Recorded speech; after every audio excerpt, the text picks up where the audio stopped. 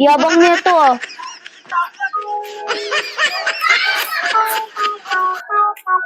Uy, taba, pwede mo magtanong sa Yabang nito ah. saan ba daan yung barangay Piti-Piwi dito?